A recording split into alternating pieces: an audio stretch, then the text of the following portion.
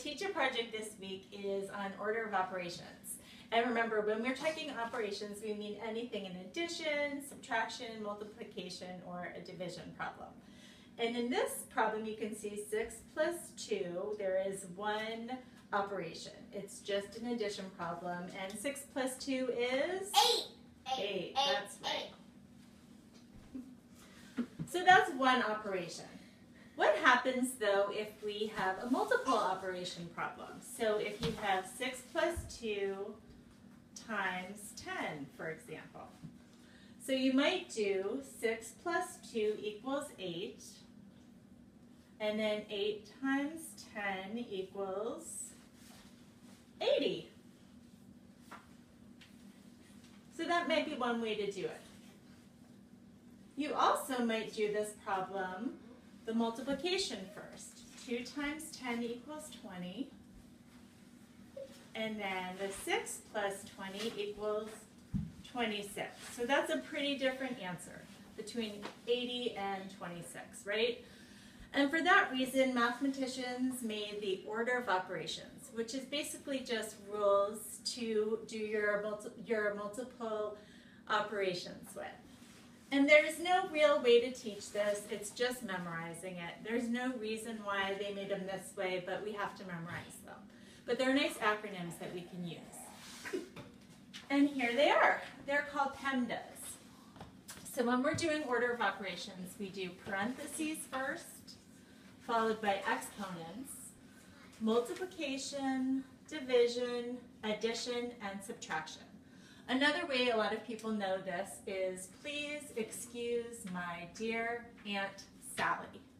One tricky thing though to know about PEMDAS is the multiplication and division and addition and subtraction. So when you look at PEMDAS, you might think, well, the multiplication comes before division.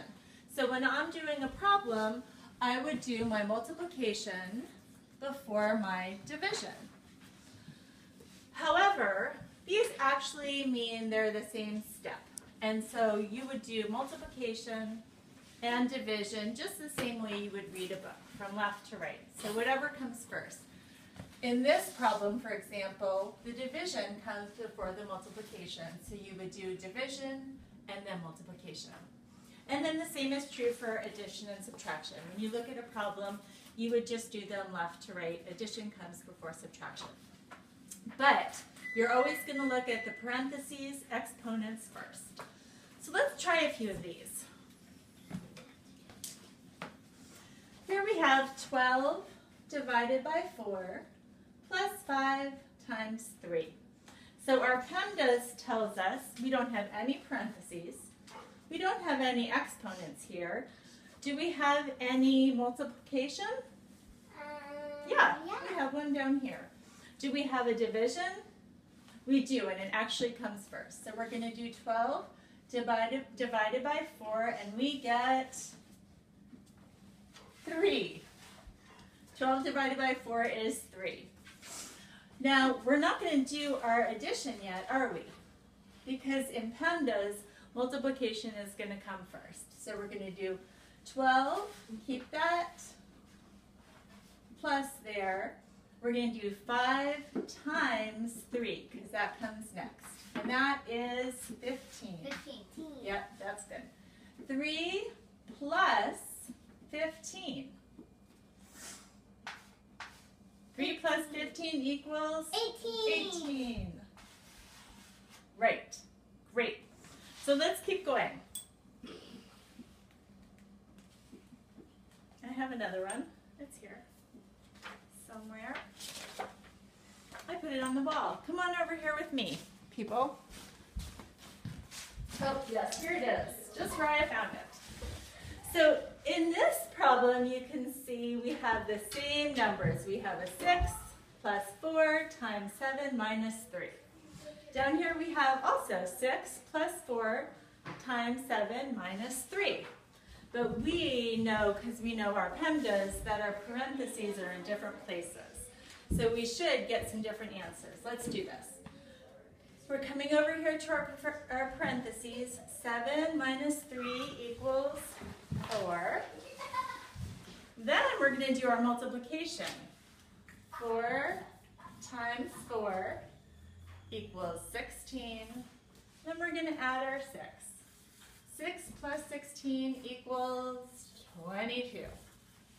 All right, remember, same operations, same numbers, but we're in different parenthesis places. So let's move down here.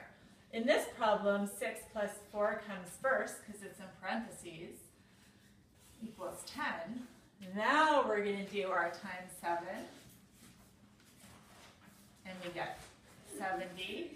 Take away 3 equals 67. So in one case we got 22, in another we have 67. Again, PEMDAS just have to be learned. Come on back over this way. Here we go. One fun way that you could teach kids to do PEMDAS in the classroom would be to give them some numbers and some little squares of operations. So I have a subtraction, I have a parentheses, I have a multiplication, and I have an addition. And I would do this with a group of kids, and I would give them these cards. I'm going to use Lucas over here. He's going to come on up. Lucas, I have an 18, a 2, a 4, and a 3. Can you make the number 77 using these? Does it have tape on the back? They do.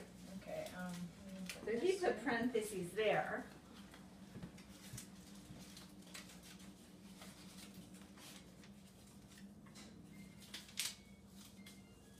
let's check it. In the parentheses, he had 18 plus 2 equals 20. And you had 20 times 4 equals 80. Take away 3. 77. Nice job. So that would be a fun way that groups could work together to move their parentheses around to find different numbers. Another fun way might be to go outside and do PEMDAS hopscotch, where you would have in the one place you have your P, your exponents, and your multiplication might be your 2 and your 3. A nice active way to learn the PEMDAS. But really, they just need to be memorized. And so remember, when you're doing order of operations, first comes parentheses, exponents, multiplication and division, and addition and subtraction. Thank you Did you both. know? The next time.